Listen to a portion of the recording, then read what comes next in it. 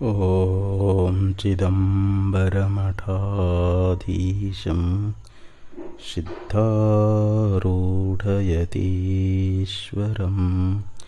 शिष्यप्रशिष्यरूपेण बोधकं गुरुमाश्रये। यदङ्घ्रिकमलद्वन्द्वं तापत्रयनिवारणं शान्तैक्यपदं देवं सिद्धारूढमहं भजे। वसुदेवसुतं देवं कंसचाणूरमर्दनं देवकी परमानन्दं कृष्णं वन्दे जगद्गुरुं।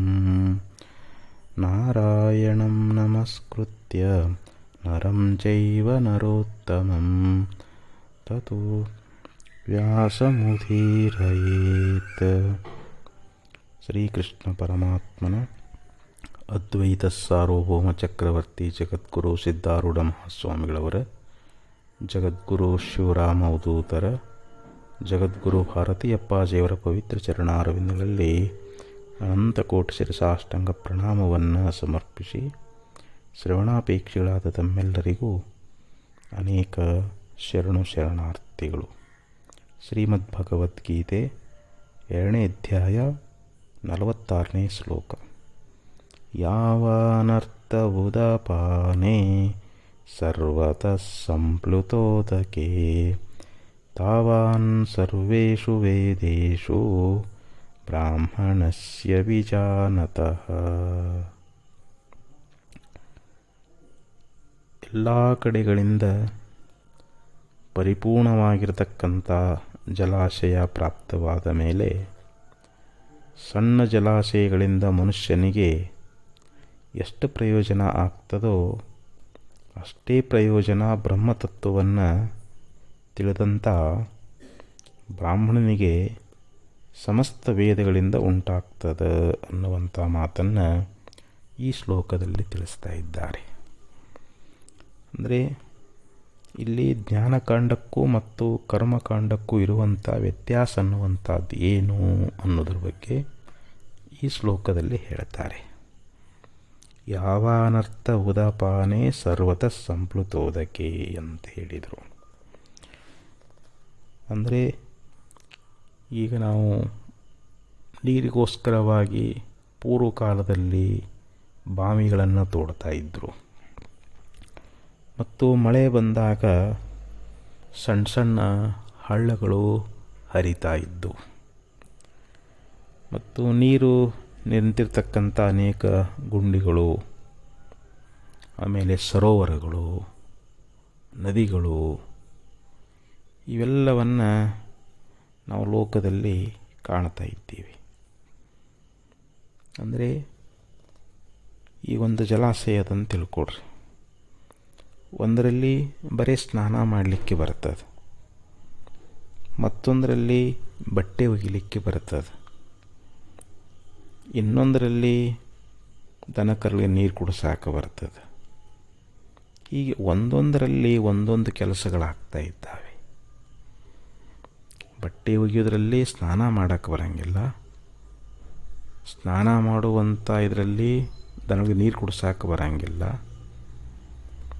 ಆದರೆ ಎಲ್ಲ ಕೆಲಸಗಳು ಯಾವುದರಲ್ಲಿ ಆಗ್ತಾ ಇದ್ದಾವೆಯೋ ಅಂತ ಹೇಳ್ತಾ ಇದ್ದಾರೆ. ಅಂದರೆ ಯಾವ ಕೆಲಸವನ್ನು ಎಲ್ಲಿ ಮಾಡಬೇಕು ಅದನ್ನು ಅಲ್ಲೇ ಮಾಡಬೇಕು.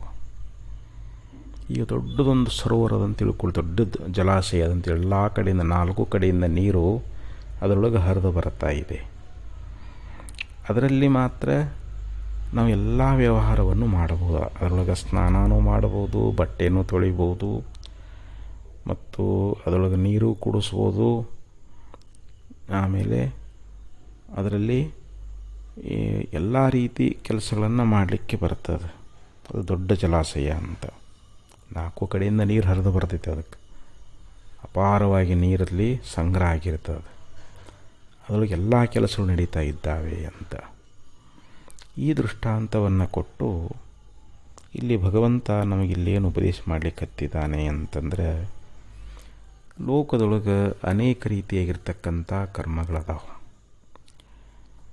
ಈಗ ಮನುಷ್ಯ ಲೋಕದ ಭೋಗಗಳನ್ನು ಪಡ್ಕೊಳ್ಳಿಕ್ಕೆ ಈಗ ಮನುಷ್ಯ ಲೋಕದಲ್ಲಿ ಒಂದು ಪುತ್ರ ಸಂತಾನ ಆಗಿಲ್ಲ ಅಂತ ತಿಳ್ಕೊಳ್ರಿ. ಅದಕ್ಕೆ ಅವನು ಪುತ್ರ ಕಾಮೇಷ್ಟಿ ಯಾಗವನ್ನು ಮಾಡ್ತಾ ಇದ್ದಾನೆ. ಅಗ್ನಿಹೋತ್ರಾದಿ ಕರ್ಮಗಳನ್ನು ಮಾಡಿ ಸ್ವರ್ಗಲೋಕವನ್ನು ಪಡೀತಾ ಇದ್ದಾನೆ. ಕಾರೀರಿ ಯಾಗವನ್ನು ಮಾಡೋದರಿಂದ ಮಳೆ ಎನ್ನುವಂಥದ್ದು ಬರುತ್ತದೆ. ಇನ್ನು ಅಶ್ವಮೇಧ ಯಾಗ ಮಾಡ್ತಾರೆ, ಸರ್ವಜಿತ್ಯಾಗ ಮಾಡ್ತಾರೆ, ಜ್ಯೋತಿಷ್ಠೋಮಾದಿ ಅನೇಕ ಯಾಗಗಳನ್ನು ಮಾಡ್ತಾ ಇದ್ದಾರೆ.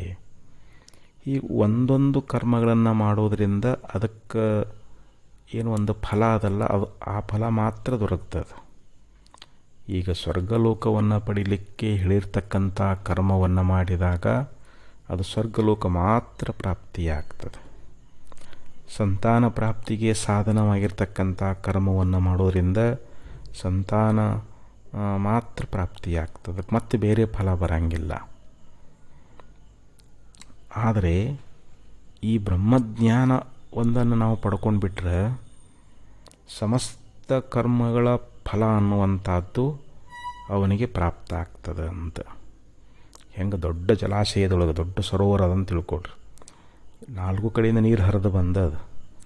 ಆ ಜಲಾಶಯದೊಳಗೆ ನಾವು ಸ್ನಾನನೂ ಮಾಡಬಹುದು, ನೀರು ಕುಡಿಬೋದು, ದನಗಳ ಮೇನು ತೊಳಿಬೋದು. ಎಲ್ಲ ಪ್ರಯೋಜನಗಳು ಆ ದೊಡ್ಡ ಸರೋವರದಲ್ಲಿ ಹೆಂಗಾಗ್ತಾ ಇದ್ದಾವೆಯೋ ಹಾಗೆ ಇಲ್ಲಿ ವೇದಗಳಲ್ಲಿ ಹೇಳಿರ್ತಕ್ಕಂಥ ಕರ್ಮಕಾಂಡದ ಮಂತ್ರಕ್ಕನುಸಾರವಾಗಿ ಮಾಡಿರ್ತಕ್ಕಂಥ ಆ ಕರ್ಮಗಳ ಫಲವೆಲ್ಲವೂ ಪರಮಾತ್ಮ ಸ್ವರೂಪವನ್ನು ಅರಿತಿರ್ತಕ್ಕಂಥ ಬ್ರಹ್ಮಜ್ಞಾನಿಗೆ ಅವು ಪ್ರಾಪ್ತ ಆಗ್ತವೆ ಅಂತ ಹೇಳ್ತಾರೆ.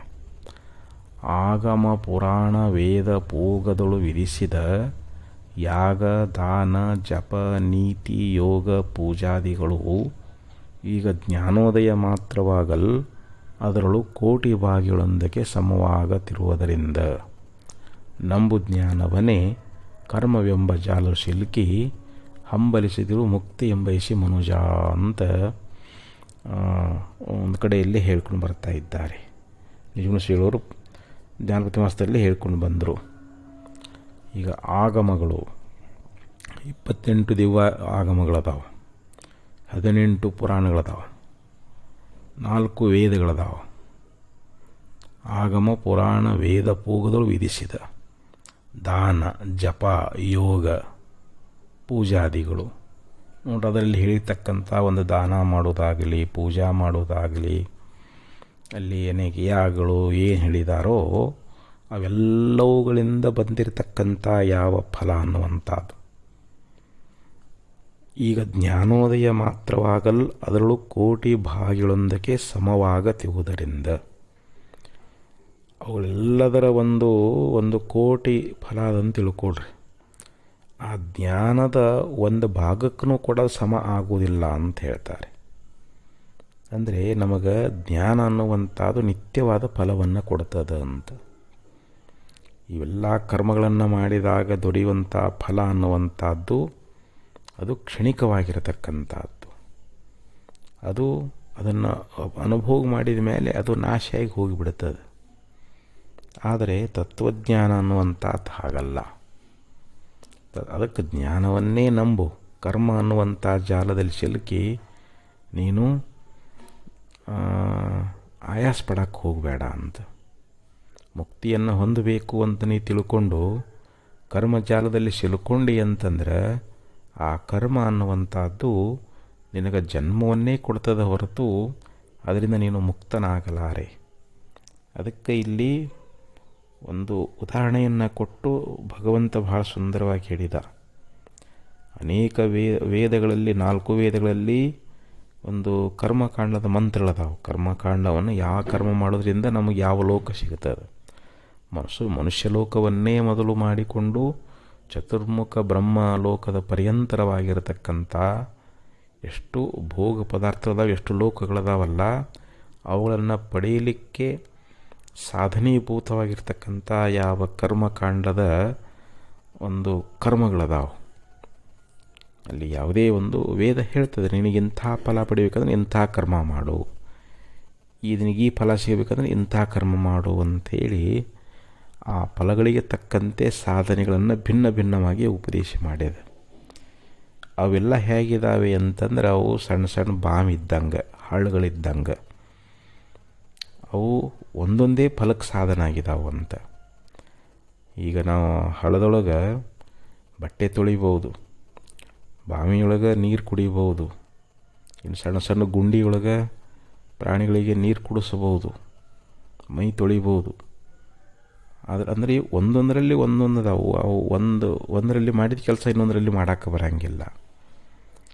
ನಾವು ಬಾವಿಯೊಳಗೆ ನೀರು ಕುಡಿಬೋದೇ ಹೊರತು ಅಲ್ಲಿ ಆಕಳುಗಳು, ಎಮ್ಮಿಗಳು, ಎತ್ತುಗಳು ಅಲ್ಲಿ ಮೈ ತೊಳೆಯೋಕೆ ಬರೋಂಗಿಲ್ಲ ಅಲ್ಲಿ. ಹಾಗೆ ಇಲ್ಲಿ ಎಲ್ಲ ಕ್ರಿಯೆಗಳು ಯಾವುದ್ರಲ್ಲಿ ನಡೀತಾ ಇದ್ದಾವೆಯೋ, ಮತ್ತು ದೊಡ್ಡ ಸರೋವರ, ದೊಡ್ಡ ಕೆರೆ ಅದಂತ ತಿಳ್ಕೊಡ್ರಿ. ಎಲ್ಲ 4 ಕಡೆಯಿಂದ ನೀರು ಹರಿದು ಬಂದದದು. ಅಲ್ಲಿ ಮಾತ್ರ ಎಲ್ಲ ಕ್ರಿಯೆನೂ ಮಾಡಬಹುದು. ನಾವು ಸ್ನಾನ ಮಾಡ್ಬೋದು, ಬಟ್ಟೆ ತೊಳಿಬೋದು.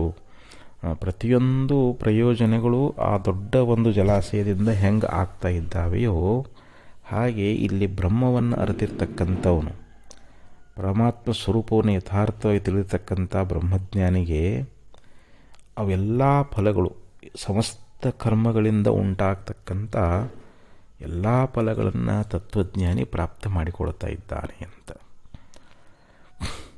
ಅಂದರೆ ಆ ಬ್ರಹ್ಮಜ್ಞಾನದ ಒಂದು ಸಾಮರ್ಥ್ಯ ಎಂಥದ್ದು ಅನ್ನೋದ್ರ ಬಗ್ಗೆ ಇಲ್ಲಿ ಭಾಳ ಸುಂದರವಾಗಿ ಉಪದೇಶವನ್ನು ಮಾಡ್ಕೊಂಡು ಬರ್ತಾ ಇದ್ದಾರೆ. ಅಂದರೆ ಕರ್ಮಕಾಂಡದಲ್ಲಿ ಯಾವ ಕರ್ಮಕ್ಕೆ ಯಾವ ಫಲ ಅನ್ನುವಂಥದ್ದು ಹೇಳೀತೋ ಅದು ಮತ್ತೊಂದು ಕರ್ಮದಿಂದ ಆಗೋದಿಲ್ಲ ಅಂತ. ಈಗ ಒಂದು ಕರ್ಮಕ್ಕಿಂತ ಫಲ ಅಂತ ಹೇಳಿದ್ದಾರೆ. ನೋಡಪ್ಪ, ಈಗ ದಶರಥ ರಾಜನಿಗೆ ಸಂತಾನ ಆಗಿದ್ದಿಲ್ಲ, ಮದುವೆಯಾಗಿ ಎಷ್ಟೋ ವರ್ಷಗಳಾಗಿದ್ದು. ಆ ಸಂದರ್ಭದಲ್ಲಿ ಋಷಿಗಳು ಬಂದು ಏನು ಹೇಳಿದರು, ನೋಡಪ್ಪ ನಿನಗೆ ಪುತ್ರ ಕಾಮೇಷ್ಟಿ ಯಾಗವನ್ನು ಮಾಡು, ಅದರಿಂದ ನಿನಗೆ ಸಂತಾನ ಪ್ರಾಪ್ತಿ ಆಗ್ತದೆ ಅಂತ ಹೇಳಿದಾಗ ದಶರಥ ಮಹಾರಾಜ ಏನು ಮಾಡಿದ, ಪುತ್ರ ಕಾಮೇಷ್ಟಿ ಯಾಗವನ್ನು ಪ್ರಾರಂಭ ಮಾಡಿದ. ಅದರಿಂದ ಫಲ ಏನಾಯಿತು ಅಂತಂದರೆ, ಆ ಪುತ್ರ ಕಾಮೇಷ್ಟಿ ಯಾಗದಿಂದ ದಶರಥ ರಾಜನಿಗೆ ಶ್ರೀರಾಮಚಂದ್ರ, ಲಕ್ಷ್ಮಣ, ಭರತ, ಶತ್ರುಘ್ನ ಅನ್ನುವಂಥ 4 ಪುತ್ರರನ್ನು ಪಡೀತಾ ಇದ್ದಾನೆ. ಅಂದರೆ ಪುತ್ರಕಾಮೇಷ್ಟಿ ಯಾಗದ ಫಲ ಏನು ಅಂತಂದರೆ ಸಂತಾನ ಪ್ರಾಪ್ತಿ ಮಾತ್ರ, ಅದು ಮತ್ತೊಂದು ಫಲವನ್ನು ಕೊಡಲಾರದು.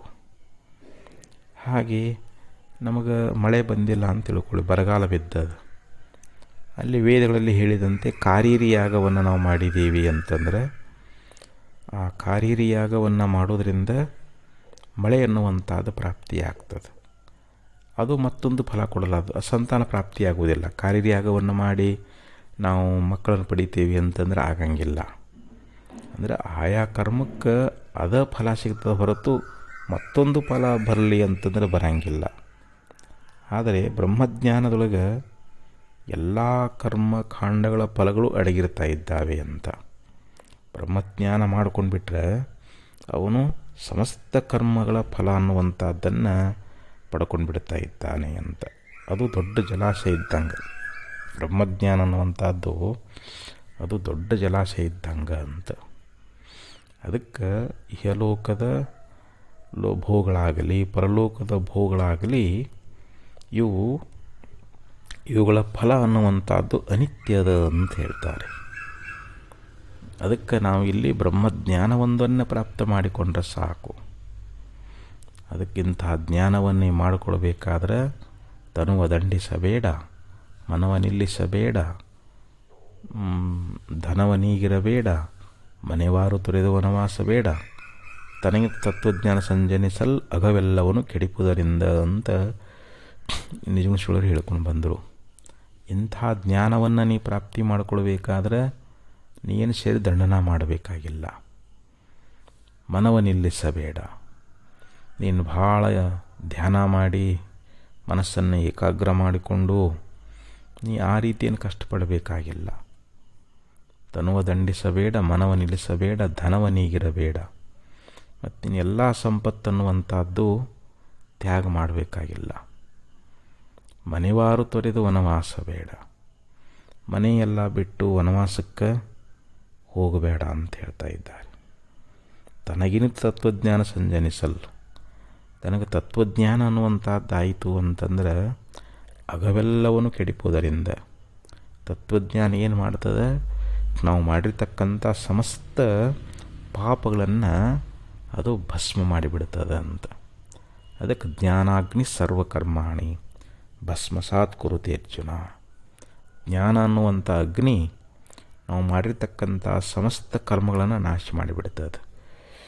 ಸಂಚಿತ ಆಗಾಮಿ ಪ್ರಾರಬ್ಧ ಅಂತೇನು ಕರ್ಮಗಳದಾವಲ್ಲ, ಅಂದರೆ ಇಲ್ಲಿ ಸಂಚಿತ ಕರ್ಮವೂ ನಾಶ ಆಗಿ ಹೋಗ್ತದೆ, ಮತ್ತು ಪ್ರಾರಬ್ಧ ಕರ್ಮ ಅನ್ನುವಂಥದ್ದು ಅದು ಭೋಗ ಕೊಟ್ಟದು ನಾಶ ಆಗಿ ಹೋಗಿಬಿಡ್ತದೆ.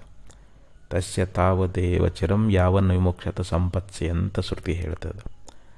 ಪ್ರಾರಬ್ಧದ ಒಂದು ವೇಗ, ಪ್ರಾರಬ್ಧ ಭೋಗ ಕೊಡೋಕೆ ಪ್ರಾರಂಭ ಮಾಡ್ಯದ, ಅವ ತತ್ವಜ್ಞಾನಿ ಅದಾನಂದ್ರೂ ಕೂಡ ಆ ಪ್ರಾರಬ್ಧ ಭೋಗವನ್ನು ಅನುಭೋಗಿಸಿ ತೀರಿಸ್ಬೇಕು. ಅದನ್ನು ಅದು ಬಿಟ್ಟು ಬಾಣ ಇದ್ದಂಗೆ ಅದು ಕೂಡ ಫಲ ಕೊಟ್ಟು ನಾಶ ಆಗಿ ಹೋಗಿಬಿಡ್ತದೆ.